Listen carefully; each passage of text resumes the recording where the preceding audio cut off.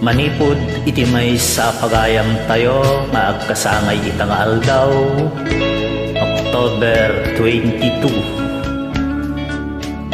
Daniel apinutar ni Miss Evie Barangan Pascual, ti Barangay Nalasin, Solsona, Ilocos Norte. Daniel anapauluan, ikarik ken ka. Kadagiti ka nito, apanagmaymaysa.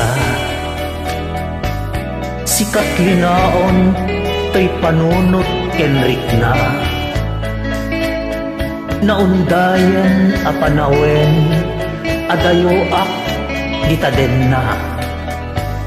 O biyag ko, mailiwak unayen ken ka. No kumalang mabalin, at amatang ketayaben, taaw anagbaitan ta, inak languyen.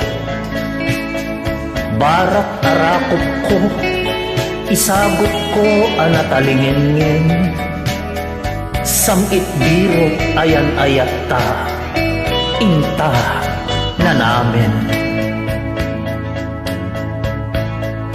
Nupay ultimo itan kanyak inpaay mo, tawayway itinak pa nagtrabaho, dito'y adayo abiso.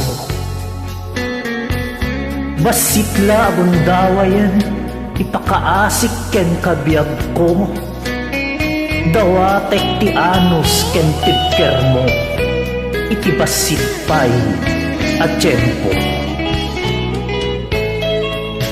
Kalpasan ang makaturpos, anak ta adinongdongo. Ikariken ka, jakton umadayo itisidong mo. Rigat ken namay, ditaarpad siyak kabinulig mo. Pakagunudan arapaa, babaen ayak, ti Diyos ako.